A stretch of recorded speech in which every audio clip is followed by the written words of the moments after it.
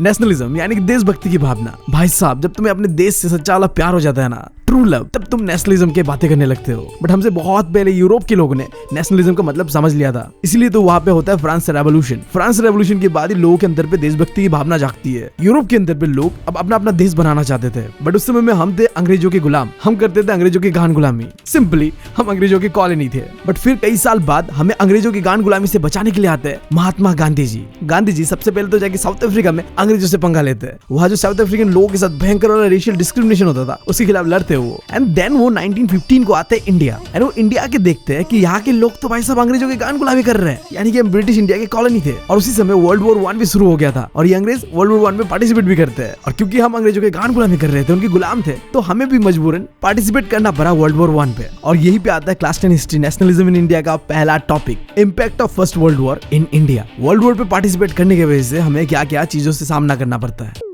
But इससे पहले मैं हूँ तुम लोगों का दोस्त और होस्ट बीवी, निकल चुका स्टोरी टेलर बनने के जर्नी पे। एक्सपर्ट नहीं हूँ, बट हाँ वो चीजें कर रहा हूँ जिससे मुझे अच्छा फील हो और तुम लोगों को ये चैप्टर मरते दम तक याद रहे। इसी के साथ अगर तुमने अभी तक चैनल को सब्सक्राइब नहीं किया तो जल्दी से कर लो। हम बढ़ते हैं चैप्टर की ओर।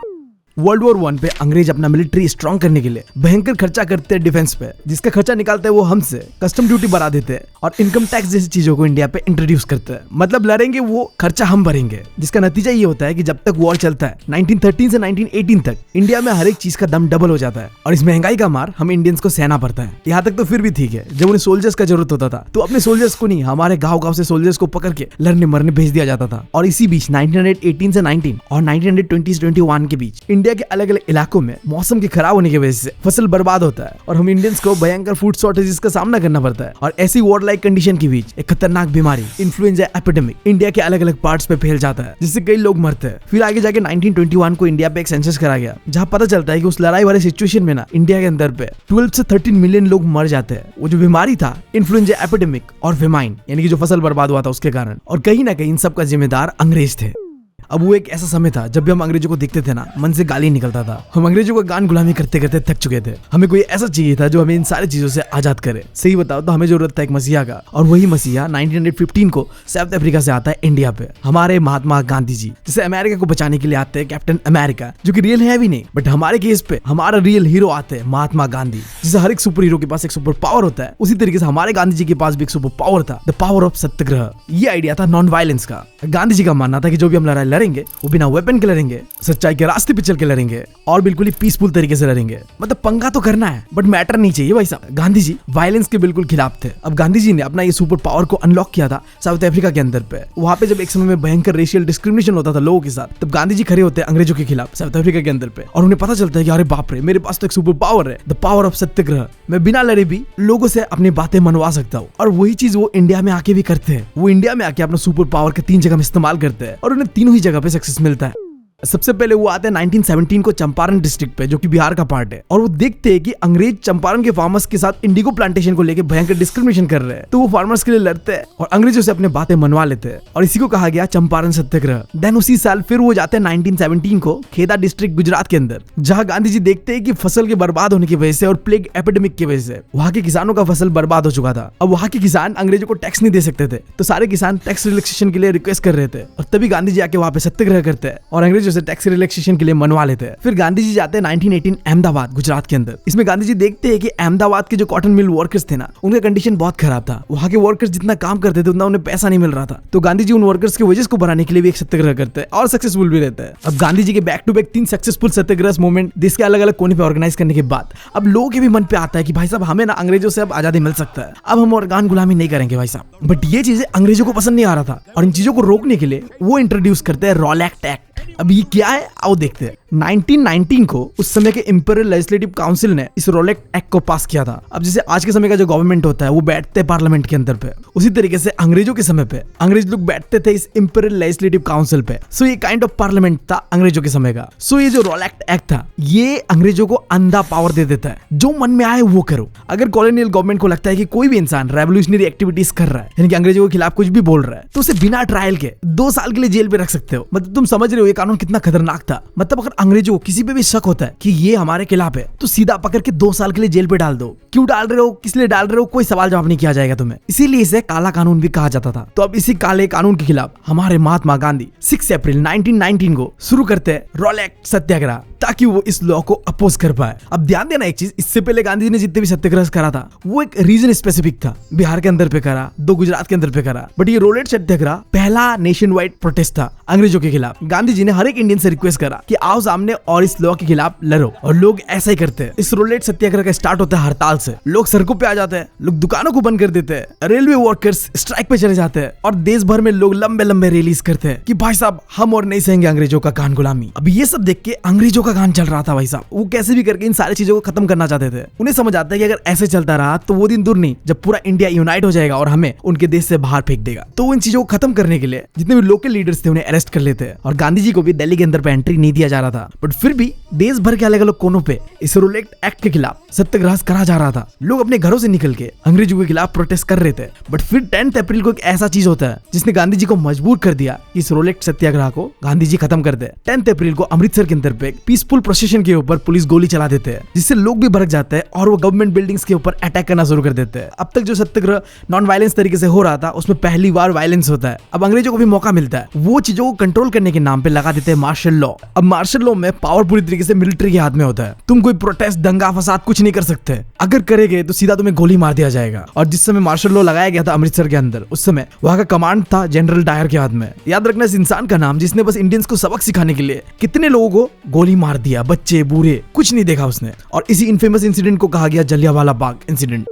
13 अप्रैल 1919 को जलियांवाला बाग के अंदर पे बैसाखी मेला चल रहा था, जिसे सेलिब्रेट करने के लिए जलियांवाला बाग में बहुत बड़ा क्राउड जमा होता है। ज्यादातर लोग बस साल में आने वाला एक बैसाखी मेला सेलिब्रेट करने आए हुए थे। उन्हें मार्शल लॉ लगा हुआ है बोल के बिल्कुल आइडिया नहीं था। बट उनमें से कुछ लोग आए हुए थे सरकार के खिलाफ विरोध करने, प्रोटेस्ट करने, और यहीं पे मिलता है जनरल डायर को मौका इंडियंस को सबक सिखाने का। जनरल डायर अपने मिलिट्री के साथ जलियांवाला बाग के अंदर एंट्री करता है, जितने भी एग्जिट पॉइंट था उन्हें बंद कर देता है और क्राउड के ऊपर अंधाधुंध फायर कर देता है। इस गोलीबारी में हजारों इनोसेंट लोग मरते हैं, बच्चे बूढ़ों औरतों को भी नहीं छोड़ा। कहा जाता है कि जलियांवाला बाग के अंदर पे एक कुआं था, लोग गोलीबारी से बचने के लिए उस कुएं में कूद रहे थे। और जब सब कुछ खत्म होता है और लोग जाके उस कुएं पे देखते हैं तो उस कुएं का पानी लाल हो चुका था। इमेजिन करो किस लेवल पे इंडियंस के साथ वायलेंस हुआ था उस दिन। और इस पूरे इवेंट को कहा गया जलियांवाला बाग मैसेकर। जो भी कुछ हुआ था इसने पूरे इंडिया को हिला के रख दिया था। अब एक्शन हुआ था तो रिएक्शन भी देखना ही था। इंडियन भड़कते और ज्यादा, स्पेशली नॉर्थ इंडिया के अंदर पे लोग सड़कों पे आते हैं, पुलिस प्रशासन के ऊपर अटैक कर देते हैं, सरकारी बिल्डिंग्स पे अटैक कर देते हैं। बट ये हरामखोर अंग्रेज भी कम नहीं थे, ये भी जितना हो सके उतना हम इंडियंस को सप्रेस करते हैं। ये कहीं से भी नहीं चाहते थे कि हम अपने हक के लिए लड़े। तो भयंकर लेवल पे हमारे ऊपर सप्रेशन होता है, जितना पावर का मिसयूज कर सकते थे करते वो, और इंडियंस को टॉर्चर करते हैं। और ये सब देख के गांधी जी नाखुश थे। वो कभी नहीं चाहते थे कि वायलेंस हो। उनका तो आइडिया ही था सत्याग्रह यानी कि नॉन वायलेंस, जो कि इस समय नहीं हो रहा था इंडिया के अंदर। तो गांधी जी ना चाहते हुए भी जो रॉलेट एक्ट के खिलाफ सत्याग्रह मूवमेंट चल रहा था उसे वापस ले लेते हैं। और सबसे दुख की बात तो ये कि जलियांवाला इंसिडेंट के बाद जब जनरल डायर को पूछा गया कि आपने इस तरीके से मासूम लोगों को क्यों मारा, तो इस बंदे का जवाब था मैं तो बस सत्याग्रही को सबक सिखाना चाहता था, डराना चाहता था। मतलब तुम बताओ मुझे इसे कौन सी वाली गाली मैं दूं?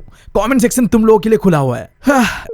अब रॉलेट सत्याग्रह के बुरी तरीके से अनसक्सेसफुल होने के बाद गांधी जी को समझ आया कि अगर मुझे अंग्रेजों से लड़ना है ना तो मुझे पूरे इंडिया को यूनाइट करना होगा। और ये चीज तभी हो पाएगा जब हिंदू और मुस्लिम्स एक होंगे। उस समय का सीन ऐसा था कि हिंदूस लड़ रहे थे स्वराज के लिए, यानी कि हमें अंग्रेज चाहिए ही नहीं, हमारा खुद का देश होगा और हम खुद चलाएंगे उसे। और दूसरी तरफ मुस्लिम्स लड़ रहे थे खिलाफत इशू को लेके। तुम सोच रहे हो कि ये खिलाफत इशू क्या है? आज का जो मॉडर्न डे टर्की है ना, इसे एक समय में ऑटोमन एम्पायर कहा जाता था, जिसने पार्टिसिपेट किया था वर्ल्ड वॉर 1 में। वर्ल्ड वॉर 1 के अंदर पे एक तरफ था एलाइड पावर्स, जिसके अंदर USA, Britain, Japan and Russia था, और दूसरी तरफ था सेंट्रल पावर्स, जिसमें से एक था ऑटोमन एम्पायर। और वर्ल्ड वॉर 1 तुम्हें पता है जीतता है एलाइड पावर्स, सेंट्रल पावर्स हारता है। तो जब सेंट्रल पावर्स हारता है यानी कि ऑटोमन एम्पायर भी हारता है। अब जो ऑटोमन एम्पायर का राजा कह लो, स्पिरिचुअल लीडर कह लो, खलीफा, ये डरा हुआ था, क्योंकि ये अंग्रेजों का हिस्ट्री रहा है, जब भी वो किसी को हराते हैं तो उनका कंडीशन गंदे से गंदा कर देते हैं। बट ऑटोमन एम्पायर का लीडर खलीफा कोई आम इंसान नहीं था। पूरे मुस्लिम वर्ल्ड में खलीफा का एक इज्जत था, पूरा मुस्लिम वर्ल्ड खलीफा को मानता था। अब सारा मुस्लिम वर्ल्ड दुखी था कि अब ब्रिटेन एक हार्श ट्रीटी ऑटोमन एम्पायर के ऊपर और खलीफा के ऊपर लगा देगा। इसीलिए पूरा मुस्लिम वर्ल्ड यूनाइट होता है और खलीफा के बिहाफ पे जगह जगह पे प्रोटेस्ट करते हैं। और ऐसा एक प्रोटेस्ट इंडिया में भी हो रहा था जिसे कहा गया खिलाफत मूवमेंट। अब गांधी जी ने यहाँ पे सोचा कि क्यों ना इसी मौके का फायदा उठा के मैं इंडिया के अंदर पे हिंदू और मुस्लिम्स को यूनाइट कर दूं। और वो ऐसा ही करते हैं। मार्च 1919 को बॉम्बे के अंदर पे बनता है खिलाफत कमेटी, जिसे लीड करा जा रहा था 2 अली ब्रदर्स के द्वारा, मोहम्मद अली एंड शौकत अली। अब गांधी जी जाके मिलते और डिस्कस करते अली ब्रदर्स के साथ कि अगर हम हिंदू और मुस्लिम यूनाइट हो जाए ना तो हम अंग्रेजों को देश से उखाड़ के फेंक सकते हैं, क्योंकि तुम्हारा भी दुश्मन एक है और हमारा भी दुश्मन एक है। अब अली ब्रदर्स को भी गांधी जी की बात पे सेंस दिखता है कि अगर हिंदू मुस्लिम यूनाइट हो गए तो भाई सब अंग्रेजों का गंडिया फट जाएगा, भाई साहब समझ रहे हो। तो अली ब्रदर्स ने गांधी जी को फुल सपोर्ट का वादा किया, जिसके बाद जब कलकत्ता सेशन चल रहा था कांग्रेस का सितंबर 1920 को, तो गांधी जी ये मुद्दा उठाते हैं कि हम स्टार्ट करते एक नॉन कोऑपरेशन मूवमेंट जहां में हम अंग्रेजों का विरोध करेंगे और इसे सपोर्ट करा जाएगा खिलाफत मूवमेंट के द्वारा भी, यानी कि मुस्लिम्स और हिंदू यूनाइट होंगे और पूरा देश यूनाइट होगा और अंग्रेजों के खिलाफ पूरी तरीके से नॉन कोऑपरेशन मूवमेंट करा जाएगा। इसी के बाद तुम्हें अगर कहीं भी दिखे ना कि नॉन कोऑपरेशन खिलाफत मूवमेंट क्या है, तो ये वही मूवमेंट है जहां हिंदू मुस्लिम यूनाइट होते हैं। अब सवाल ये उठता है कि अंग्रेजों से लड़ने के लिए गांधी जी ने नॉन कोऑपरेशन खिलाफत मूवमेंट को क्यों चुना? तो इसका जवाब गांधी जी ने 1909 को अपनी किताब हिंद स्वराज में दिया था। गांधी जी अपनी किताब हिंद स्वराज में कहते हैं कि अंग्रेज हमारे देश पे रूल कर पा रहे, हमें गुलाम बना के रख पा रहे क्योंकि हम उनका साथ दे रहे, हम कोऑपरेट कर रहे हैं। अगर हम उनका साथ देना छोड़ दे, उनका गान गुलामी करना छोड़ दे, तो एक साल के अंदर अंदर वो देश छोड़ के भाग जाएंगे और हम सबको आजादी मिल जाएगा, स्वराज मिल जाएगा। तो इसीलिए अब गांधी जी चाहते थे कि हम सारे इंडियंस अंग्रेजों का साथ देना बंद करें, उनके साथ कोऑपरेट करना बंद कर दे। अब देखो उस समय में कांग्रेस एकलौता पार्टी था इंडिया के अंदर पे और हमारे गांधी जी भी कांग्रेस का एक हिस्सा था। तो गांधी जी ने अपना जो ये आइडिया था नॉन कोऑपरेशन खिलाफत मूवमेंट, इसके बारे में कैसे करना है नहीं करना है कांग्रेस सेशन के अंदर भी डिस्कस करा। उन्होंने बताया कि ये जो पूरा मूवमेंट, ये पूरा आंदोलन होगा, ये 2 स्टेजेस में होगा। पहले और सबसे इनिशियल स्टेज में नॉन कोऑपरेशन को लॉन्च करा जाएगा, जहां ब्रिटिश गवर्नमेंट के द्वारा दिए गए जितने भी टाइटल्स थे इंडियंस को, उन सबको सरेंडर करने को कहा गया कि रखो भाई, हमें तुम्हारा अबॉर्ड्स टाइटल्स कुछ नहीं चाहिए। और दूसरा, जितने भी ब्रिटिश गवर्नमेंट के इंस्टीट्यूट्स थे उन सबको बॉयकॉट करने को कहा गया, चाहे वो सिविल सर्विस हो, आर्मी हो, पुलिस हो, कोर्ट हो, स्कूल हो या लेजिस्लेटिव काउंसिल हो, सबके सबको बॉयकॉट करना है। और साथ ही साथ बॉयकॉट करना है फॉरेन गुड्स को। अब ये सारी चीजें करके हम करेंगे अंग्रेजों का विरोध, हम करेंगे नॉन कोऑपरेशन। अब अगर फिर भी अंग्रेज हमारा बात नहीं मानते, अपने सान पट्टी पे आ जाते, तो हम लॉन्च करेंगे full civil disobedience movement. But Congress के अंदर भी कुछ ऐसे लीडर्स थे जो गांधी जी के इस आइडिया से एग्री नहीं करते थे। उनका 2 पॉइंट था। पहला, जो आने वाला काउंसिल इलेक्शन 1920 को होने वाला है ना, उसे बॉयकॉट नहीं करना चाहते थे। उनका मानना था कि एक बार अगर हम काउंसिल इलेक्शन जीत जाएंगे ना, तो हम आगे जाके अपने देश के लिए कुछ कर पाएंगे, जो भी गलत कानून बन रहा है उन्हें खत्म कर पाएंगे। और दूसरा, उनके अंदर डर इस बात का था कि दोबारा वायलेंस ना हो जाए इस नॉन कोऑपरेशन खिलाफत मूवमेंट के नाम पे। अब इस दोनों पॉइंट के ऊपर लंबा डिस्कशन चलता है, बट फाइनली दिसंबर में जो नागपुर सेशन होता है कांग्रेस का, वहां सारे कांग्रेस के लीडर गांधी जी से एग्री करते हैं कि चलो यार साथ में मिलकर शुरू करते हैं नॉन कोऑपरेशन खिलाफत मूवमेंट। अब कांग्रेस के अप्रूवल के बाद पूरी तरीके से पूरा देश तैयार था एक खतरनाक नॉन कोऑपरेशन खिलाफत मूवमेंट को लॉन्च करने के लिए। और वही होता है, जनवरी 1921 को नॉन कोऑपरेशन खिलाफत मूवमेंट को लॉन्च कर दिया जाता है। अब तुमने यहाँ पे जान लिया कि नॉन कोऑपरेशन मूवमेंट क्या है और गांधी जी ने इसे क्यों चुना और कैसे गांधी जी ने ये करना है नहीं करना है वो भी बताया। अब देखना ये है कि कैसे हम लोगों ने देश के अलग अलग कोनों पे इस नॉन कोऑपरेशन मूवमेंट को सक्सेसफुली करा। पहले बात करते हैं कि शहरों में किस तरीके से ये मूवमेंट चलता है। अब शहरों के अंदर पे सबसे ज्यादा मिडिल क्लास लोगों ने इस मूवमेंट में पार्टिसिपेट करा था, जहां थाउजेंड्स ऑफ स्टूडेंट्स ने गवर्नमेंट स्कूल और कॉलेजेस में पढ़ने से मना कर दिया, बॉयकॉट कर दिया। और टीचर्स और हेडमास्टर्स ने भी गवर्नमेंट कॉलेजेस और स्कूल से रिजाइन कर दिया। और लॉयर्स ने कोर्ट पे अपना लीगल प्रैक्टिसेस करना भी बंद कर दिया। पॉलिटिकल लीडर्स ने काउंसिल इलेक्शन को बॉयकॉट कर दिया, एक्सेप्ट मद्राज। दारू की दुकानों को बंद करा गया और फॉरेन गुड को भी बॉयकॉट करा गया। और साथ ही साथ जो फॉरेन क्लॉथ थे ना, उन्हें भी जला दिया गया। अब इसका नतीजा ये हो रहा था कि इकोनॉमिकली हम इंडियंस को इसका फायदा मिलता है। अंग्रेजों के द्वारा लाया गया जो फॉरेन क्लोथ्स है इंडिया के अंदर पे, उसका इंपोर्ट आधा हो गया, जो कि सिंपली इंडिकेट कर रहा था कि अब इंडियंस अंग्रेजों का कपड़ा नहीं पहनते, अब खादी कपड़ा पहनेंगे हम। और मर्चेंट और ट्रेडर्स ने अंग्रेजों का जो फॉरेन गुड है उसका ट्रेड करने से मना कर दिया। अब जब लोगों ने अंग्रेजों के कपड़ों को बॉयकॉट करा ना, तो इससे हमारे जो स्वदेशी कपड़े ना, इन्हें बहुत बूस्ट मिलता है। जो इंडिया का टेक्सटाइल और हैंडलूम है ना, इसका प्रोडक्शन बढ़ता है। लोग अंग्रेजों का कपड़ा पहनने से अब खादी कपड़ा पहनने पे आ रहे थे। अब ये सब देख के तुम्हें लग रहा हो कि भाई साहब शहरों के अंदर पे तो हमने तबाही मचा दिया था, अंग्रेजों का फट के चारों क्या होगा। बट रुको, ऐसा नहीं है। ये मूवमेंट शहरों के अंदर पे बहुत जोरों शोरों से तो शुरुआत होता है, बट जोरों शोरों से फिर खत्म भी हो जाता है। मिडिल क्लास लोगों ने फॉरेन कपड़ों को बॉयकॉट करके खादी तो अपना लिया था, बट खादी उस समय बहुत महंगा था, तो गरीब लोग अफोर्ड नहीं कर पा रहे थे ये चीजें। और दूसरा, इंडिया के अंदर पे कोई इंडियन इंस्टीट्यूट नहीं था जहां स्टूडेंट्स और टीचर्स पढ़ सके, जाके पढ़ा सके जाके, तो उन्हें मजबूरन ब्रिटिश गवर्नमेंट का जो इंस्टीट्यूट है उन्हें जाके पढ़ाना और पढ़ना पड़ा। और लॉयर्स भी ऐसे नल्ले बेरोजगार बैठ बैठ के थक चुके थे, तो वो भी जाके अपना काम करना शुरू कर देते दोबारा। ओके, अब शहरों के बारे में जान लिया, अब गांव पे चलते हैं। कंट्री साइड यानी गांव में ना 2 तरीके का आंदोलन चल रहा था, एक किसानों का, एक ट्राइबल पीपल्स का। पहले बात करते हैं किसानों का। Peasants movement in Awadh. Awadh के अंदर में ना किसान आंदोलन कर रहे थे तालुकदार और लैंडलॉर्ड्स के खिलाफ। अब देखो, तालुकदार और लैंडलॉर्ड्स ऐसे लोग होते थे जिनके पास अंधा जमीन होता था, तो वो गरीब किसानों को जमीन रेंट पे देते थे कि आओ मेरी जमीन पे तुम खेती करो और इसके बदले तुम मुझे जमीन का रेंट दोगे। ये ऐसा ही है जैसे मैं बैठता हूँ अपने मालिक के रेंट पे यार, और हर साल ये बंदा बढ़ा देता है भाड़ा यार, मतलब बहुत गुस्सा आता है। एग्जैक्टली ऐसे किसानों को भी लैंडलॉर्ड्स के ऊपर गुस्सा आता है, क्योंकि वो लोग रेंट बढ़ा रहे थे और साथ साथ 2-3 मीठा बात करवा के ये फोकट में भी काम करवाते थे, जिसे कहा गया बेगर सर्विसेज, मतलब बिना पैसे के काम करो हमारे लिए, क्योंकि हम तुम्हारे मालिक है। अब देखो ये चीज तो सही नहीं है, राइट? तो अब किसान डिमांड कर रहे थे 3 चीजों का। पहला तो जमीन पे जो रेंट लगता है वो कमाया जाए, और दूसरा ये जो फोकट पे काम कराने का बेगर सिस्टम है ना, इसे बिल्कुल खत्म कर देना चाहिए। और आखिरी जो ऑपरेसिव लैंडलॉर्ड्स होते हैं, जो इंसानों को इंसान नहीं जानवर समझते हैं, उन्हें सोशली बॉयकॉट कर देना चाहिए। अब अवध के अंदर पे किसानों के लिए जो लड़ाई मेनली लड़ रहा था वो था बाबा रामचंद्र। बाबा रामचंद्र एक सन्यासी थे जिन्होंने पहले फिजी में इंडेंजर्ड लेबर काम करा था, तो उन्हें किसानों का ये दर्द समझ आता है और उनके लिए वो लड़ते हैं। तो सारे किसान और बाबा रामचंद्र मिलकर एक मूवमेंट ऑर्गेनाइज करते हैं, जिसे कहा गया नाई धोबी बंद। नाई धोबी बंद मतलब अब लैंडलॉर्ड्स और तालुकदार को ना जो भी बेसिक सर्विसेज ये किसान गरीब लोग देते थे ना, वो देना बंद कर देंगे। जैसे कि नाई यानी बाल काटना बंद कर देंगे, एंड धोबी यानी इनका कपड़ा धोना बंद कर देंगे। इसलिए इस मूवमेंट का नाम पड़ता है नाई धोबी बंद। समझ रहे हो, नाम से ही सेंस बन रहा है। तो अवध में जो भी चल रहा था उसे कांग्रेस फुल सपोर्ट कर रहा था, और साथ साथ बाबा रामचंद्र का भी सपोर्ट था। 1920 को नेहरू जी अवध में विजिट करते हैं और बाबा रामचंद्र के साथ मिलकर एक ओथ किसान सभा बनाया था।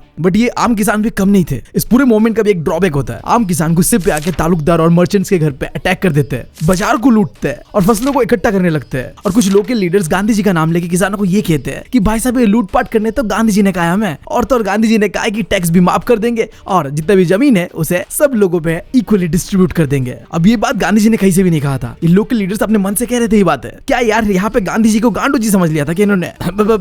गलत है यार। तो इससे ना गांधी जी खुश था ना कांग्रेस खुश था। तो अगर तुम्हें एग्जाम पे पूछ दे कि अवध के अंदर पे जो भी चीजें हो रहा था उससे गांधी जी और कांग्रेस क्यों खुश नहीं था, तो तुम इन पॉइंट को लिख सकते हो। अब बात करते हैं ट्राइबल पार्टिसिपेशन का, जहां हम देखेंगे कि किस तरीके से ट्राइबल लोग विरोध करते हैं अंग्रेजों का। इस चैप्टर पे हमें आंध्र प्रदेश के अंदर पे जो गुडैम हिल्स है, वहां के ट्राइबल पीपल्स किस तरीके से अंग्रेजों के खिलाफ लड़ते हैं उसे देखना है। देखो उसमें अंग्रेजों ने फॉरेस्ट में एंट्री को लेकर बहुत स्ट्रिक्ट कानून बनाया, जिसका डायरेक्टली नेगेटिव इंपैक्ट इन ट्राइबल पीपल्स के लाइफ पे होता है। अंग्रेजों ने ये कानून बना के ट्राइबल पीपल्स का लाइवलीहुड उनसे छीन लिया। देखो मैं खुद नॉर्थ ईस्ट से हूँ और मैं अपने ट्राइबल भाइयों का दर्द समझ सकता हूँ। जब तुम उन्हें फॉरेस्ट में जाने से रोकते हो ना, तो बस ये फॉरेस्ट में जाने से रोकने का बात नहीं है, तुम उन्हें अपने घर पे जाने से रोक रहे हो। ट्राइबल पीपल्स के लिए जंगल बस जंगल नहीं है, उनका घर है, उनका रोजी रोटी चलता है वही से। तो जब अंग्रेजों ने उन्हें जंगल नहीं जाने दिया, तो उनका जो लाइवलीहुड है और जो उनका ट्रेडिशनल राइट्स हजारों सालों से चलते हुए आ रहा था, उनके साथ खिलवाड़ करते ये ब्रिटिशर्स। और साथ ही साथ ये अंग्रेज लोग ट्राइबल लोगों को बेकार करवाते थे रोड कंस्ट्रक्शन के कामों पे। बेकार का मतलब मैंने तुम्हें थोड़े पहले बताया है, बिना पैसे दिए जबरदस्ती काम कराना। तो तुम यहाँ पे देख पा रहे हो किस तरीके से अंग्रेज ट्राइबल लोगों के साथ गलत कर रहे थे, उन्हें फॉरेस्ट में जाने से रोक रहे थे और साथ ही साथ उनसे बिना पैसे के मजदूरी भी करवा रहे थे। तो अब इन्हीं मासूम ट्राइबल लोगों के सपोर्ट पे एक इंसान आता है, इसका नाम होता है अलूरी सीताराम राजू। अब ये बंदा बताता था कि इसके पास सुपर पावर है, और साथ ही साथ अलूरी सीतारामन राजू गांधी जी का बहुत ज्यादा रिस्पेक्ट करते थे। बट वो गांधी जी का जो नॉन वायलेंस वाला आइडिया था उससे एग्री नहीं करते, वो विश्वास रखते थे वायलेंस पे, और वो ऐसे ही करते, हथियार उठाते, वायलेंस करते और अंग्रेजों के नाक पे दम करके रख देते। 1920s का जो एक टाइम पीरियड था, इस समय अलूरी सीतारामन राजू और जितने भी ट्राइबल लोग थे वो अंग्रेजों के खिलाफ एक मूवमेंट चलाते हैं, गोरिल्ला मूवमेंट, जहाँ छुप छुप के अंग्रेजों को अटैक करा जाता था। वो कई सारे पुलिस स्टेशन पे अटैक करते हैं, कई सारे ऑफिसर्स पे अटैक करते हैं। इसके ऊपर एक मूवी भी बना हुआ है RRR, जिसमें दिखाया गया कि कैसे अलूरी सीतारामन राजू ने अंग्रेजों के नाक पे दम करके रखा हुआ था। बट 1924 को अलूरी सीतारामन राजू को अंग्रेजों के द्वारा पकड़ लिया जाता है और सीधा सीधा एग्जीक्यूट करके मार दिया जाता है। बट मरने के बावजूद भी वो आज भी आंध्र प्रदेश के अंदर पे एज ए हीरो की तरह देखा जाता है, एक ऐसा इंसान जिसने अंग्रेजों के नाक पे दम करके रखा हुआ था। अब बात करते हैं मेरे बर्थ प्लेस आसाम के बारे में। यहाँ चल रहा था स्वराज मूवमेंट इन प्लांटेशन। तो आसाम के जो चायपत्ती बगानों में काम करने वाले वर्कर्स थे ना, उनके लिए आजादी का मतलब, स्वराज का मतलब इतना था कि उन्हें जहां जब जाने को मन करे वो जा सके। अब तुम्हारे लिए नॉर्मल बात लग रहा होगा कि क्या जहां जाने को मन करे वहां जाए, ये कौन सा आजादी मतलब? तो देखो अंग्रेजों ने 1859 को एक एक्ट पास करा था, इनलैंड इमिग्रेशन एक्ट, जिसके अंडर पे जो भी वर्कर्स थे ना इन चायपत्ती बगानों में काम करने वाले, वो बिना परमिशन के टी गार्डन से बाहर नहीं निकल सकते। बट जब इन प्लांटेशन वर्कर्स को पता चलता है कि गांधी जी ने लॉन्च किया नॉन कोऑपरेशन मूवमेंट, तो उन्हें लगता है कि अब तो गांधी राज आने वाला है, अब हमें आजादी मिलने वाला है, हम अपने गांव में जाएंगे, वहां हमें अपना जमीन मिलेगा और हमारा लाइफ सेट हो जाएगा। अब यही बात सोचते सोचते जितने भी प्लांटेशन वर्कर्स थे वो चायपत्ती के बगानों से निकलते और अपने घर के लिए रवाना होते हैं। बट उस समय जगह जगह पे स्ट्राइक चल रहा था, वो रेलवे स्टेशन में फंस जाते हैं क्योंकि उस समय रेलवे स्ट्राइक भी चल रहा था, और अंग्रेज जाके उन्हें पकड़ लेते हैं और बुरी तरीके से मार के दोबारा इन प्लांटेशन में काम करने के लिए लेके आते हैं। अभी जितने भी मूवमेंट्स अलग अलग जगह पे चल रहा था ना, यहाँ आखिर में कहीं ना कहीं जाके वायलेंस हो ही रहा था, जबकि गांधी जी ने साफ साफ मना कर दिया था कि हम जो भी करेंगे वो नॉन वायलेंस तरीके से करेंगे। ये नॉन कोऑपरेशन मूवमेंट अंग्रेजों के खिलाफ जरूर है, बट यहाँ वायलेंस बिल्कुल नहीं होगा। बट हो बिल्कुल उल्टा ही रहा था। और इसी बीच एक ऐसा चीज होता है जिसके बाद गांधी जी डिसाइड करते हैं कि वो नॉन कोऑपरेशन मूवमेंट को बंद कर देंगे, और वो चीज था चोरी चोरा इंसिडेंट।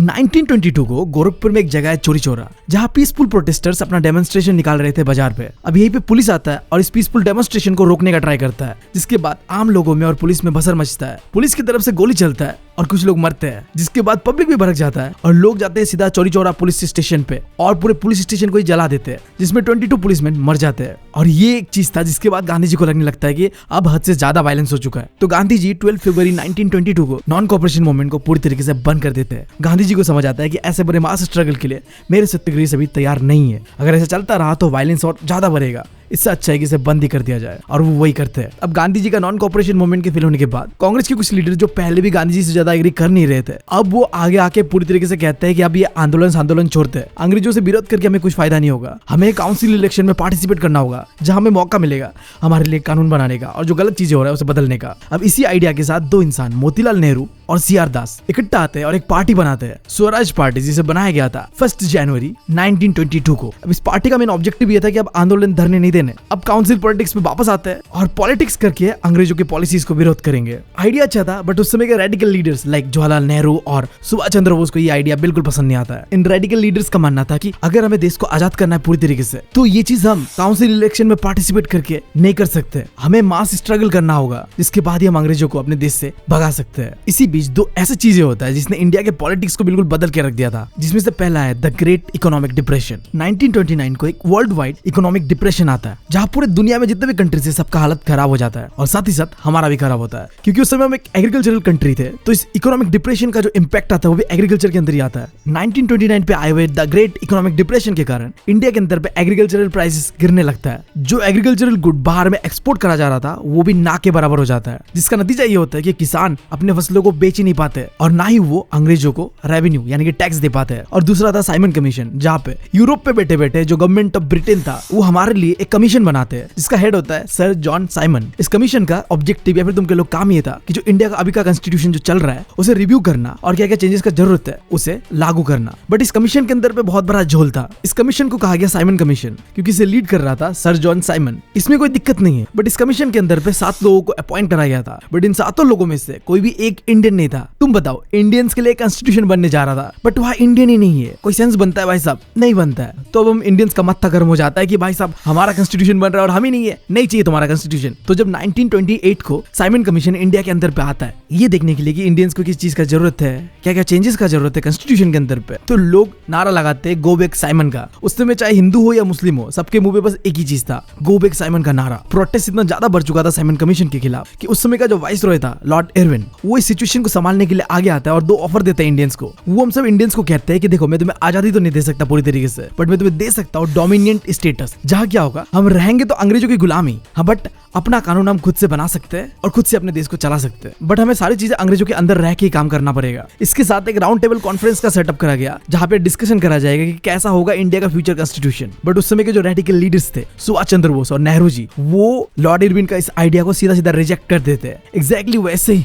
जैसे उसने मुझे रिजेक्ट कर दिया था यार, मतलब 1 बार नहीं 2 बार नहीं 3 बार भाई साहब खैर मेरे बारे में बात नहीं करते हैं। तो ये दोनों रेडिकल लीडर्स सुभाष चंद्र बोस और जवाहरलाल नेहरू जी सीधा सीधा कहता है कि हमें अब अंग्रेजों का कान गुलामी नहीं करना, वैसा हमें तो पूरा का पूरा आजादी चाहिए। तो जब दिसंबर 1929 को लाहौर के अंदर पे कांग्रेस सेशन होता है ना, जिसका प्रेसिडेंसी नेहरू जी के अंदर पे था, तभी इस कांग्रेस सेशन के अंदर पे डिसाइड करा जाता है कि अब हम अंग्रेजों से स्वराज नहीं मांगेंगे, पूर्ण स्वराज मांगेंगे, मतलब फुल इंडिपेंडेंस। पहले क्या था, स्वराज था जहाँ पे हमें आजादी चाहिए, हम अपना कानून बना सके, बट अब कानून नहीं बनाना भाई साहब, अब हमें अपना देश दे दो, तुम जहाँ से आए हो वही चले जाओ, वही डिमांड पूर्ण स्वराज। अब यही पे एंट्री होता है गांधी जी का। गांधी जी आते हैं और देखते हैं कि भाई साहब ये पूर्ण स्वराज का आइडिया तो कितना मस्त है यार, मेरे दिमाग पे क्यों नहीं आया ये आइडिया, मतलब पूरा अंग्रेजों को खदेरी देते हैं इंडिया से, बट इस आइडिया को रियलिटी में बदलने के लिए पूरे इंडियंस को यूनाइट करना पड़ेगा, और ये तभी हो सकता है जब दोबारा एक मास स्ट्रगल करा जाए। और ऐसा ही होता है, सारे इंडियंस को दोबारा से यूनाइट करने के लिए गांधी जी शुरू करते हैं सिविल डिसोबीडियंस मूवमेंट। अब गांधी जी सोच पे लग जाते हैं कि ऐसा क्या चीज है जिससे मैं सारे के सारे इंडियंस को यूनाइट कर सकता हूँ, और तभी उनके दिमाग में आइडिया आता है साल्ट का। अब सवाल उठता है कि गांधी जी ने नमक को क्यों चुना पूरी इंडिया को यूनाइट करने के लिए, वो हल्दी को भी तो चुन सकते थे ना, नहीं चुन सकते थे भाई। गांधी जी थे यार, गांडू जी ने। गांधी जी ने नमक को ही चुना पूरी इंडिया को एक साथ यूनाइट करने के लिए, क्योंकि नमक ऐसा चीज था जिसका जरूरत अमीरों को भी था और गरीबों को भी था। नमक एक कॉमन फैक्टर था सबके लिए, जबकि इसी कॉमन चीज के ऊपर अंग्रेज भयंकर टैक्स लगा के बैठे हुए थे। उस समय का सीन ऐसा था कि नमक सिर्फ अंग्रेजी बना सकते थे, फुल मोनोपोली था। तो इसीलिए गांधी जी ने नमक को चुना कि नमक से ही हम इन अंग्रेजों का घमंड खत्म कर देंगे। अब गांधी जी सबसे पहले तो 31 जनवरी 1930 को लॉर्ड इरविन को एक लेटर लिखते हैं जहाँ पे वो लॉर्ड इरविन से 11 डिमांड्स रखते हैं। अब इन 11 डिमांड्स में से एक ऐसा डिमांड था जहाँ पे कहा गया कि नमक के ऊपर जो टैक्स लगाया जाता है उसे पूरी तरीके से हटा दिया जाए। अब अंग्रेज ऐसा करने वाले नहीं थे, ऑब्वियस सा बात है, और गांधी जी भी तो यही चाहते थे। गांधी जी सीधा सीधा कहते हैं कि अगर 11 मार्च तक अगर हमारा डिमांड नहीं माना गया ना तो हम लॉन्च कर देंगे सिविल डिसोबीडियंस मूवमेंट। बट उस समय लॉर्ड इरविन ने गांधी जी की बात को सीरियसली नहीं लिया। तब आगे होना क्या था, गांधी जी लॉन्च कर देते हैं फुल्ली सिविल डिसोबीडियंस मूवमेंट को, जिसके लिए अब गांधी जी करेंगे साल्ट मार्च या तुम कह लो डांडी मार्च। गांधी जी साबरमती आश्रम से 12 मार्च 1930 को अपने 78 वॉलंटियर्स के साथ निकलते इन अंग्रेजों का कानून तोड़ने के लिए। गांधी जी इन 780 वॉलंटियर्स के साथ पैदल चलते चलते लगभग ट्रैवल करते हैं 140 माइल्स एंड आके पहुंचते हैं दांडी के कोस्ट पे। हर दिन गांधी जी 10 माइल ट्रैवल करते थे और लगभग उन्हें दांडी पहुंचने में 24 डेज लगता है। बट फाइनली 6 अप्रैल को गांधी जी पहुंचते हैं दांडी पे और नमक बनाते अपने हाथों से। और जो कानून था कि इंडिया के अंदर पे सिर्फ नमक अंग्रेजी बना सकते हैं, उसे वायलेट कर देते हैं। अब जैसे गांधी जी और उसके सारे वॉलंटियर्स ने अंग्रेजों का सॉल्ट लॉ को तोड़ा, तभी से शुरुआत होता है सिविल डिसोबीडियंस मूवमेंट का। अब यहाँ तक आने के बाद तुम्हारे दिमाग में एक सवाल जरूर उठना चाहिए, अगर नहीं उठ रहा है तो मैं उठा देता हूँ। गांधी जी ने जो पहले नॉन कॉपरेशन मूवमेंट लॉन्च किया था उससे ये मूवमेंट कैसे अलग है? जो नॉन कॉपरेशन मूवमेंट था वहां में गांधी जी ने हम लोगों को कहा था कि भाई साहब कॉपरेट नहीं करना है, साथ नहीं देना अंग्रेजों का। बट इस मूवमेंट में कॉपरेट भी नहीं करना, यानी कि साथ तो नहीं देना है, साथ साथ अब अंग्रेजों का जो कानून है उनका विरोध भी करना है। और वही किया था गांधी जी ने जब उन्होंने साल्ट लॉ को तोड़ के खुद अपने हाथ से नमक बनाया था दांडी के अंदर और शुरुआत करा सिविल डिसोबीडियंस मूवमेंट का। अब गांधी जी को देख के इंडिया के भी अलग अलग कोने पे लोग आते हैं और अंग्रेजों का ये साल्ट लॉ को बुरी तरीके से तोड़ देते हैं और लगे हाथ तो लोग अब फॉरेन क्लॉथ्स को भी बॉयकॉट करते हैं। गाँव के किसान कहते हैं कि अब हम अंग्रेजों को कोई टैक्स वैक्स नहीं देंगे और फॉरेस्ट में बैठने वाले ट्राइबल लोग ब्रिटिशर्स का फॉरेस्ट लॉ का धजिया उड़ा देते हैं। अगर तुम मुझसे पूछो तो सिविल डिसोबीडियंस मूवमेंट की शुरुआत के बाद इंडियंस ऐसा बिहेव कर रहे थे कि भाई साहब बहुत हो गया, अब अंग्रेजों का गान गुलामी बंद कर देते हैं। अंग्रेजों का बनाया हुआ एक एक कानून को चुन चुन के तोड़ा गया। लाइक लिटरली इंडियंस ऐसा बिहेव कर रहे थे, लाइक एक बैक बेंचर कैसा बिहेव करता है, जो अपने मन में आए वो करता है। ऐसा ही कुछ हम इंडियंस कर रहे थे अंग्रेजों का कानूनों को तोड़ तोड़ के। इंडियंस को ऐसा फील होना शुरू हो गया था कि अब तो भाई साहब बाप का राज आ गया है, इन अंग्रेजों को देश से खदेड़ देना है। बट तभी गांधी जी इस अच्छे वाले मूवमेंट को, जिसमें इंडियंस ने भरपूर पार्टिसिपेट किया था, उसे बंद कर देते हैं और 5 मार्च 1931 को लॉर्ड इरविन के साथ एक पैक्ट साइन करते हैं जिसे कहा गया गांधी इरविन पैक्ट। अब क्या हुआ था गांधी जी के साथ? क्या उनके सर पे किसी ने बल्ला मार दिया था या उनका दिमाग हिल गया था? अभी अगर तुम्हें यहाँ पे लग रहा है कि गांधी जी ने गांडू जी है, शुरुआत से यही कर रहे हैं। जब भी कोई भी मूवमेंट अच्छा भला चलने लगता है उनका अचानक से मन होता है और वो पूरे मूवमेंट को बंद कर देते हैं। ऐसा क्यों भाई साहब? ऐसा इसलिए क्योंकि हम लोग होती है भाई साहब, हम करते हैं वायलेंस, जिसे करने से गांधी जी ने शुरुआत से ही साफ साफ मना करा था। देखो होता क्या है, जैसे सिविल डिसोबीडियंस मूवमेंट का शुरुआत होता है, लोग जोरों शोरों से पार्टिसिपेट करते हैं और अंग्रेजों का कानून तोड़ते हैं। और ये सारी चीजों को रोकने के लिए अंग्रेज क्या करते हैं, कई सारे कांग्रेस लीडर्स को अरेस्ट कर लेते हैं। अब इससे वायलेंस और बढ़ता है। इसके साथ साथ अप्रैल 1930 को गांधी जी के एक बहुत अच्छे फॉलोअर होते हैं अब्दुल गफर खान, जिन्हें अंग्रेज अरेस्ट कर लेते हैं और कुछ ही महीनों बाद फिर गांधी जी को भी अरेस्ट कर लेते हैं। और अंग्रेज बस यही तक नहीं रुकते, पता नहीं कितने नंबर्स ऑफ इंडियंस को वो पकड़ पकड़ के जेल पे डाल देते हैं, जिससे वायलेंस और बढ़ता है। लोग भड़क जाते हैं कि हमारे लीडर को तुमने जेल में कैसे डाल लिया, अब तो होगा घनघोर वायलेंस। और ये सारी चीजें देख के गांधी जी बिल्कुल जेल के अंदर पे खुश नहीं थे, तो उन्होंने जेल के अंदर से ही इस पूरे सिविल डिसोबीडियंस मूवमेंट को बंद कर देते हैं। और फिर गांधी जी 5 मार्च 1931 को लॉर्ड इरविन के पास जाते हैं और साइन करते लॉर्ड इरविन के साथ गांधी इरविन पैक्ट। अब सवाल उठता है कि क्या है ये गांधी इरविन पैक्ट? ये एक समझौता था जिसे गांधी जी को मजबूरन लॉर्ड इरविन के साथ करना होता है, क्योंकि हम इंडियंस ने वायलेंस करा था और इस वायलेंस की वजह से सबसे ज्यादा परेशानी हो रहा था पीसफुल सत्याग्रहीज को। देखो उस समय ऐसा नहीं था कि सब लोग वायलेंस कर रहे थे, कुछ लोग वायलेंस कर रहे थे और कुछ लोग पीसफुली प्रोटेस्ट कर रहे थे, जिन्हें कहा गया पीसफुल सत्याग्रहीज। औरतें, बच्चे, बूढ़े सभी तो आके अपने देश के आजादी के लिए लड़ रहे थे ना। बट अंग्रेजों को मौका मिलता है कि देखो तुम लोगों ने वायलेंस करा है, अब तो भाई साहब तुम्हारे ऊपर होगा लाठी चार्ज, गोलीबारी, बस सब कुछ भी हो जाएगा। और गांधी जी ये चीजें देख के इस पूरे मूवमेंट को बंद कर देते हैं और लॉर्ड इरविन के साथ साइन करते हैं गांधी इरविन पैक्ट। अब इस समझौते के अंदर में पहला चीज था, गांधी जी लॉर्ड इरविन से प्रॉमिस करते हैं कि मैं सिविल डिसोबीडियंस मूवमेंट को वापस ले लूंगा, खत्म कर दूंगा। और दूसरा, गांधी जी प्रॉमिस करते हैं लॉर्ड इरविन से कि वो पार्टिसिपेट करेंगे राउंड टेबल कॉन्फ्रेंस जो कि लंदन के अंदर पे होगा। और इन चीजों के बदले में जो कॉलोनियल गवर्नमेंट है, अंग्रेज है, वो सारे प्रिजनर्स को जिसे अंग्रेजों ने जेल पे डाला हुआ है उन्हें छोड़ देंगे। याद है तुम्हें जब हम सारे इंडियंस ने गो बैक साइमन का नारा लगाया था और पूर्ण स्वराज का डिमांड करा था, तो सिचुएशन को कंट्रोल पे लाने के लिए लॉर्ड इरविन ने कहा था कि हम तुम्हें डोमिनेंट स्टेटस देंगे और साथ साथ राउंड टेबल कॉन्फ्रेंसेस करवाएंगे जहाँ पे पे इंडिया का फ्यूचर कॉन्स्टिट्यूशन कैसा होगा नहीं होगा उसके बारे में डिस्कस करेंगे तुम्हारे साथ मिलकर। अब ये वही राउंड टेबल कॉन्फ्रेंस लंदन के अंदर पे होने वाला था जहां गांधी जी ने वादा किया कि वो पार्टिसिपेट करेंगे लॉर्ड इरविन को, जबकि पहले इंडियंस ने कहा था कि हम इन राउंड टेबल कॉन्फ्रेंसेस पे पार्टिसिपेट नहीं करेंगे, हमें तो चाहिए पूर्ण स्वराज। बट अब सिचुएशन बहुत बुरा हो चुका था, तो इस सिचुएशन को कंट्रोल पे लाने के लिए गांधी जी इस पैक्ट को साइन करते हैं और लंदन जाते हैं इस राउंड टेबल कॉन्फ्रेंस पे पार्टिसिपेट करने। बट तुम्हें पता है कि अंग्रेज कितने दोगले होते हैं। जब Gandhi ji second round table conference पे जाते हैं लंदन के अंदर पे, तो उनकी बातों को अंग्रेज बिल्कुल सुनते नहीं है और गांधी जी बुरी तरीके से डिसअपॉइंटेड होकर वापस इंडिया आते हैं और देखते हैं कि यहाँ का हालत तो और खराब है। जैसे कि गांधी इरविन पैक्ट के अंदर पे लॉर्ड इरविन ने वादा किया था कि जितने भी पॉलिटिकल प्रिजनर्स थे उन्हें छोड़ दिया जाएगा, ऐसा कुछ भी नहीं होता है। नेहरू जी को, अब्दुल गफर खान को और कई सारे कांग्रेस लीडर्स को अभी तक जेल के अंदर पे बंद करके रखा गया था और साथ ही साथ कांग्रेस को एक इलीगल ऑर्गेनाइजेशन डिक्लेयर कर दिया गया था। अब गांधी जी के पास यहाँ पे कोई ऑप्शन नहीं था, तो दोबारा रिलॉन्च करते हैं सिविल डिसोबीडियंस मूवमेंट को इन 1932 को। बट इस बार लोग जोरों शोरों से पार्टिसिपेट नहीं करते। जो मोमेंटम एक समय में मिला था इस पूरे आंदोलन को, वो इस बार नहीं मिलता है। अब देखो Gandhi ji civil disobedience movement को लॉन्च करते हैं एंड देन वो खुद ही बंद कर देते हैं एंड देन दोबारा रीलॉन्च करते हैं, जो कि बुरी तरीके से अनसक्सेसफुल रहता है। ये तो ठीक है चलो, बट अब देखते आओ कि लोगों ने कैसे पार्टिसिपेट करा था और लोग सिविल डिसोबीडियंस मूवमेंट से क्या चाहते थे। लाइक देखो, जो अमीर किसान थे, गुजरात के पाटीदार्स, यूपी के जाट्स, ये लोग कॉमर्शियल क्रॉप्स को उगाते थे जिन्हें वो इंटरनेशनली बेचते थे। बट ग्रेट इकोनॉमिक डिप्रेशन आने के कारण जो एग्रीकल्चरल गुड्स का प्राइसेस था वो गिर जाता है, जिससे ये प्रॉफिट तो छोड़ो लॉस पे चले जाते हैं। इनके लिए अब अंग्रेज जो रेवेन्यू डिमांड कर रहे थे वो देना इम्पॉसिबल था। तो ये अमीर किसान यानी rich peasants civil disobedience movement में जोरों शोरों से पार्टिसिपेट करते हैं, इस उम्मीद से कि जो अंग्रेज को रेवेन्यू देते थे ना वो थोड़ा कमा दिया जाए। बट जब गांधी जी ने सिविल डिसोबीडियंस मूवमेंट को 1931 को बंद कर दिया ना, तो इससे ये अमीर किसान बहुत ज्यादा दुखी होते हैं, क्योंकि अब उनका जो रेवेन्यू रेट था वो कम नहीं होने वाला था। तो जब गांधी जी दोबारा रिलॉन्च करते सिविल डिसोबीडियंस मूवमेंट को 1932 को, तो कई सारे अमीर किसान इस सोच के साथ पार्टिसिपेट ही नहीं करते हैं कि कुछ फायदा नहीं मिलेगा यार इस आंदोलन से, तो क्यों ही पार्टिसिपेट करना। इसके बाद अब देखते हैं कि गरीब किसान क्या एक्सपेक्ट कर रहे थे इस आंदोलन से।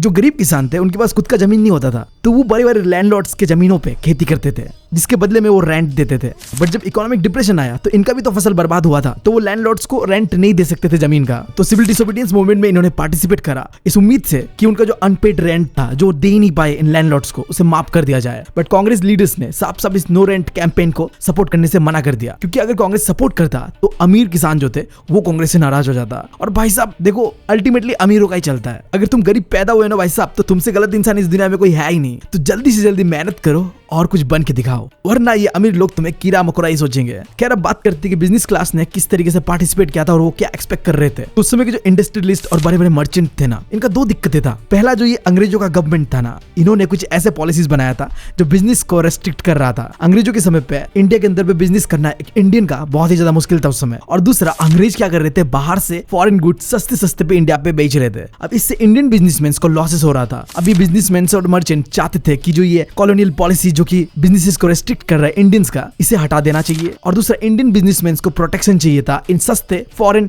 इंपोर्टेड गुड्स से। अभी सारे इंडियन बिजनेस क्लास अपने हक के लिए लड़ने के लिए दो ऑर्गेनाइजेशन के लो या दो फेडरेशंस को बनाते हैं। पहला, Indian industrial and commercial Congress, जिसे बनाया गया था 1920 को, और दूसरा, federation of the Indian chamber of commerce and industries, जिसे बनाया गया था 1927 को। अब इस पूरे बिजनेस क्लास को दो प्रोमिनेंट इंडस्ट्रियलिस्ट लीड कर रहे थे। पहला था पुरुषोत्तम दास ठाकुरदास और दूसरा था जी डी बिरला। इन दोनों ने जोरों शोरों से सिविल डिसोबीडियंस मूवमेंट में पार्टिसिपेट करा, इनफैक्ट फाइनेंशियली भी सपोर्ट करा, और इन्होंने खुद भी इंपोर्टेड फॉरेन गुड्स को बॉयकॉट करा और दूसरों को भी ऐसा करने को मोटिवेट किया। अब बात करते हैं इंडस्ट्रियल वर्कर का क्या पार्टिसिपेशन था और वो क्या चाहते थे। तो सिविल डिसोबीडियंस मूवमेंट में इंडस्ट्रियल वर्कर्स ने जोरों शोरों से ऐसा पार्टिसिपेट नहीं करा था, except Nagpur region. Nagpur region के इंडस्ट्रियल वर्कर्स ने पार्टिसिपेट करा था और उनका डिमांड था कि उनका वेजेस को बढ़ा दिया जाए और जो वर्किंग कंडीशन है उसे सुधारा जाए। बट कांग्रेस इंडस्ट्रियल वर्कर्स का डिमांड को इग्नोर करते हैं, क्योंकि अगर कांग्रेस सपोर्ट करता इंडस्ट्रियल वर्कर्स का तो इंडस्ट्रियलिस्ट नाराज हो जाते इससे। और तुम्हें पता है ये इंडस्ट्रियलिस्ट लोग, बिजनेस क्लास लोग अंधा पैसा खर्चा कर रहे थे सिविल डिसोबीडियंस मूवमेंट में, तो उन्हें नाराज करना तो कांग्रेस को दिक्कत दे सकता था, तो वो इंडस्ट्रियल वर्कर्स का डिमांड को इग्नोर करते हैं। अब बात करते हैं वुमेन्स का क्या पार्टिसिपेशन था और वो क्या चाहते थे। वुमेन्स ने भी जोरों शोरों से इस सिविल डिसोबीडियंस मूवमेंट में पार्टिसिपेट करा था। दांडी मार्च के दौरान भी जब गांधी जी दांडी मार्च कर रहे थे ना, तो उनके साथ कई सारे थाउजेंड्स ऑफ वुमेन पार्टिसिपेट करते इस चीज में। कई सारे इंडियन वुमेन सड़कों पे आके प्रोटेस्ट करते थे अपने देश को आजाद करने के लिए। कुछ औरतों ने अंग्रेजों का साल्ट लो को तोड़ने के लिए खुद अपने हाथों से नमक भी बनाया, और कुछ औरतें तो जेल भी जाते हैं। भाई साहब, चाहे आज का समय हो या उस समय हो, हमारी छोरी के छोरों से कम है क्या। वुमेन्स का जोरों शोरों से इस मूवमेंट में पार्टिसिपेशन रहा था। उस समय औरतों ने अपने देश के लिए खड़ा होना, अपने देश को आजाद करने को लेके जो लड़ाई था ना, उसे एक सीक्रेट ड्यूटी की तरह देखा। बट औरतों औरतों का इतना जोरों शोरों से पार्टिसिपेट करने के बावजूद भी उन्हें कुछ खास मिलता नहीं है। इनफैक्ट कांग्रेस के अंदर पे भी किसी भी औरत को कोई हाई अथॉरिटी वाला पोजीशन नहीं दिया गया। उस समय में औरतों को बस वो लोग एक नंबर्स की तरह दिखते थे कि भाई साहब जब प्रोटेस्ट होगा तो ज्यादा लोग होगा तो एक डर का माहौल होगा, बस इतना ही, एक सिंबॉलिक प्रेजेंस चाहते थे। अब क्या करें, उस समय का माइंडसेट इतना इवॉल्व नहीं था कि औरतों के बारे में उससे ज्यादा कुछ सोचते। बट थैंक गॉड आज के इस मॉडर्न वर्ल्ड में चीजें सुधरा है, अभी आगे और सुधरना बाकी है। बट भाई साहब आज के जो लेडीज लोग हैं ना भाई साहब कतई जहर है, मतलब क्या कहें इनके बारे में। हम लौंडे लपेटे तो इनके टक्कर पे नहीं आते आजकल,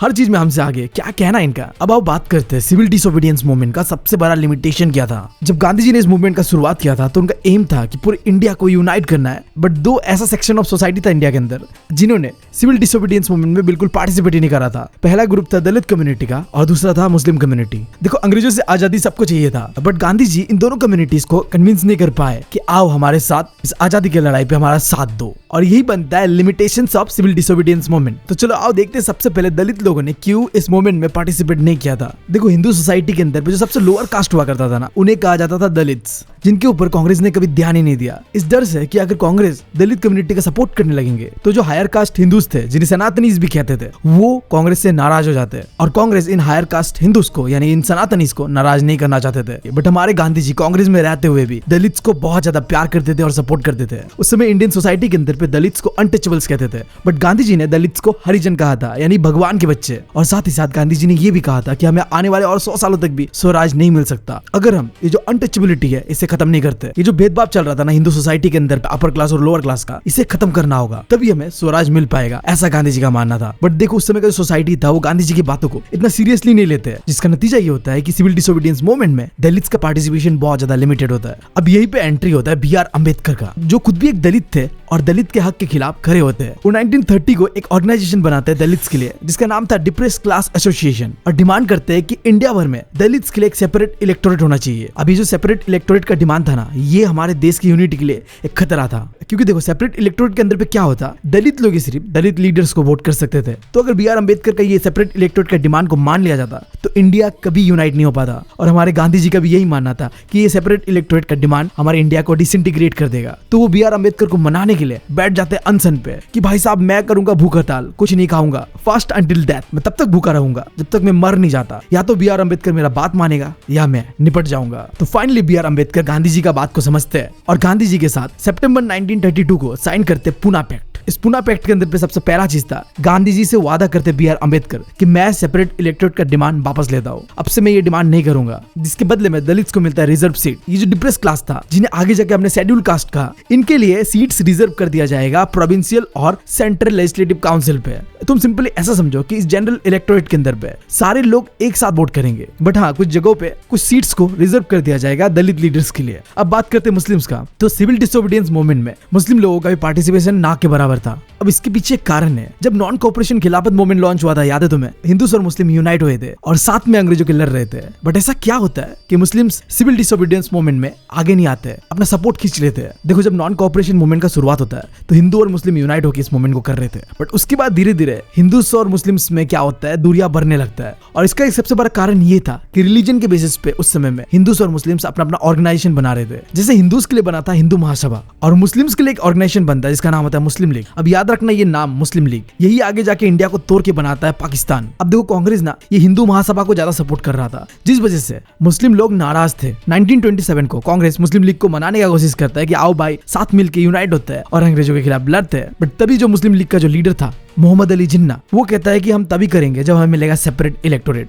बट उस समय कांग्रेस के लीडर्स ने साफ साफ मना कर दिया था कि हम तुम्हें सेपरेट इलेक्टोरेट नहीं दे सकते। यहाँ कांग्रेस का मानना यह था कि हम सबके लिए एक ही इलेक्टोरेट होना चाहिए, जिसे कहते हैं joint electorate. But Mohammad Ali Jinnah demand कर रहे थे सेपरेट इलेक्टोरेट का। बहुत लंबा नेगोशिएशन चलता है, बट फाइनली मोहम्मद अली जिन्ना मानते हैं कि चलो जॉइंट इलेक्टोरेट के साथ ही काम करते हैं। बट वो दो शर्त रखते हैं। मोहम्मद अली जिन्ना का पहला शर्त यह था कि जैसे दलित्स के लिए सेंट्रल असेंबली में सीट्स रिजर्व करा गया ना, वैसे मुस्लिम्स के लिए भी करो। और उनका दूसरा डिमांड ये था कि बंगाल और पंजाब के अंदर पे ना मुस्लिम मेजोरिटी पे, तो यहाँ में हमें सीट्स भी थोड़ा ज्यादा चाहिए होगा। अब मोहम्मद अली जिन्ना के इन कंडीशन के ऊपर मुस्लिम लीग और कांग्रेस बातचीत कर ही रहे होते हैं यानी नेगोशिएट कर ही रहे होते हैं। बट तभी एमआर जैकर, जो कि हिंदू महासभा का एक लीडर था, वो मोहम्मद अली जिन्ना और मुस्लिम लीग का जो आइडिया था उसे बुरी तरीके से अपोज करता है। और ये जो नेगोशिएशन बातचीत चल रहा था कांग्रेस और मुस्लिम लीग के बीच, ये कभी हो ही नहीं पाता है। और इसका नतीजा ये होता है कि जब Gandhi ji civil disobedience movement का शुरुआत करते हैं तो मुस्लिम लोगों ने भी अपना पार्टिसिपेशन ना के बराबर दिया था। अब आओ देखते हैं इस चैप्टर का आखिरी topic, the sense of collective belongingness. मतलब ऐसे क्या क्या चीजें हैं जो हम सबको एक करते हैं। पहला है यूनाइटेड स्ट्रगल, जहां हम सारे इंडियंस, चाहे हिंदू हो या मुस्लिम, अंग्रेजों के खिलाफ लड़ते हैं और अपने देश को आजाद कराने के लिए स्ट्रगल करते हैं। तो ये जो एक्सपीरियंस था यूनाइटेड स्ट्रगल का, ये क्या है, सेंस ऑफ बिलोंगिंगनेस जगाते हैं हमारे अंदर। फिर दूसरा है कल्चरल प्रोसेसेस, जहां हम लोग अपने कल्चर के साथ जुड़ते हैं और वो अल्टीमेटली हम लोगों में एक भाईचारा का भावना जगाता है। और इस कल्चरल प्रोसेस में सबसे ज्यादा योगदान रहता है फोक स्टोरीज का,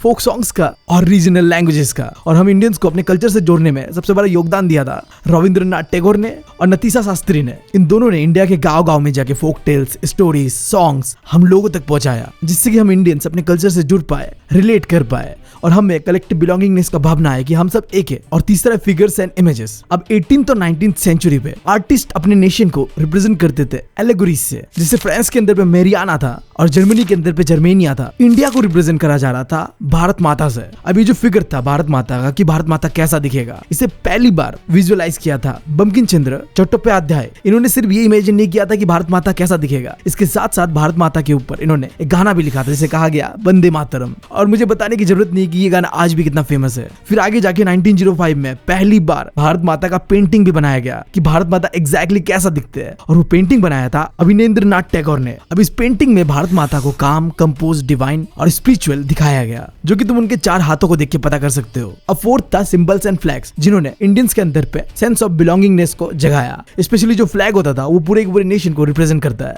तो आजादी से पहले इंडिया के लिए अलग अलग फ्लैग्स बना। लाइक 1905 में जब बंगाल के अंदर पे स्वदेशी मूवमेंट चल रहा था तो एक ट्राई कलर फ्लैग बनाया गया, जहाँ पे एक फ्लैग था जिसका कलर ग्रीन, येलो और रेड था। ऊपर में 8 लोटस था जो कि 8 प्रोविंसेस को उस समय के रिप्रेजेंट कर रहा था। बाद में जाके 1921 को गांधी जी ने भी इंडिया के लिए फ्लैग बनाया था, जहाँ पे 3 कलर्स थे, रेड, ग्रीन एंड व्हाइट। और सेंटर पे एक चरखा बना हुआ था जो कि रिप्रेजेंट कर रहा था सेल्फ हेल्प को, जिसका सिंपल सा मतलब था कि हमें आत्मनिर्भर होना पड़ेगा। और फिफ्थ और आखिरी है री इंटरप्रिटेशन ऑफ हिस्ट्री। तो जब अंग्रेज रूल कर रहे थे इंडिया पे, तो वो इंडियंस को ऐसा दिखाते थे कि अंग्रेजों से पहले इंडिया ना कुछ था ही नहीं, वो तो उनका मेहरबानी है जिसकी वजह से आज जो भी है इंडिया वो है। तुम विश्वास नहीं करोगे, आज भी कई लोगों का ये मानना है कि मॉडर्न रेलवे और ये जो एजुकेशन सिस्टम है ये अंग्रेजों का ही देन है। अंग्रेजों से आने से पहले तो हम कुछ थे ही नहीं। बट इन रियलिटी अंग्रेज आए थे हमें बस लूटने के लिए। बट वो अपने आप को दिखा ऐसे रहे थे कि भाई साहब हमारे बिना तो ये देश चल ही नहीं पाता। तो आजादी के स्ट्रगल के दौरान जो इंडियन नेशनलिस्ट थे उन्होंने इस गलत हिस्ट्री को री इंटरप्रेट करा। उन्होंने दिखाया कि अंग्रेजों के आने से पहले भी इंडिया बहुत ज्यादा डेवलप था। कई सारी चीजें थे इंडिया के अंदर पे, like art, culture, religion, agriculture. उल्टा अंग्रेजों के आने के बाद से इंडिया के अंदर पे दिक्कतें आना शुरू हुआ है। हमारा जो हजारों साल का रिच कल्चर था इसे अंग्रेजों ने खत्म कर दिया है। यहाँ तक कि आज भी कहा जाता है कि उस समय का जो गुरुकुल सिस्टम था ना, वो आज के मॉडर्न एजुकेशन सिस्टम से तो फार बेटर था। आज के समय क्या कराया जाता है, बस रट्टा मरवाया जाता है और मार्क्स के लिए बच्चों को पढ़ने दिया जाता है। बच्चों को कुछ समझ आ रहा है, नहीं आ रहा है, उसे कुछ नॉलेज मिल रहा है, नहीं मिल रहा है, टीचर्स को इससे कोई मतलब नहीं है। तुम अगर अच्छे मार्क्स लाते हो तुम अच्छे बच्चे हो, और कम मार्क्स लाते हो तुम गधे हो, तुम तो डिजर्व ही नहीं करते कुछ भी। तो वो बताते हैं कि अगर हमें अपने कल्चर को रिवाइव करना है ना, तो हमें पहले इन अंग्रेजों से आजादी चाहिए होगा। तो कुछ इस तरीके से हिस्ट्री को री इंटरप्रेट करा गया। जो रियलिटी था लोगों को वो दिखाया गया, और जो झूठा मुखौटा था अंग्रेजों का उसे निकाल के फेंक दिया गया, और सेंस ऑफ बिलोंगिंगनेस हम इंडियंस के बीच जगाया गया। और आगे जाके यही चीज हमारे आजादी का कारण बनता है। हम सारे यूनाइट होते हैं और हमें मिलता है अंग्रेजों से इंडिपेंडेंस हमेशा हमेशा के लिए। और आज मैं और तुम जिस देश में रहते हैं वो आजाद है। हम जो करना चाहे वो कर सकते, जो सोचना चाहे वो सोच सकते। हम किसी के गुलाम नहीं है, हम किसी की गान गुलामी नहीं करते। तो मॉरल ऑफ द स्टोरी इस चैप्टर से यही बनता है कि भाई साहब जिंदगी में कभी भी किसी का गान गुलामी मत करना, चाहे वो कितना भी खतरनाक क्यों ना हो। अपना सर हमेशा उठा के चलना तुम्हारे सेल्फ रिस्पेक्ट से ज्यादा इंपॉर्टेंट और कुछ भी नहीं है। और साथ ही साथ अपने देश से प्यार, देशभक्ति जो होता है उससे भी बड़ा कुछ भी नहीं है। तो चैप्टर को खत्म करते हैं इस उम्मीद के साथ कि तुम लोगों को अपने कंट्री से बहुत ज्यादा प्यार होगा और आगे जिंदगी में तुम लोग भी कुछ करोगे कंट्री के लिए। अगर मेरा काम पसंद आया तो यार चैनल को सब्सक्राइब करे बिना जाना मत। अगर तुम लोग ऐसा ही वीडियोस देखना चाहते हो तो यार सपोर्ट करो भाई को, कमेंट करो अगला वीडियो किस पे चाहिए तुम्हें। और भाई को सपोर्ट करने के लिए अपने दोस्तों से ये वीडियो शेयर जरूर करना। मैं मिलता हूं तुम लोगों से अगले वीडियो में। Thank you, love you all.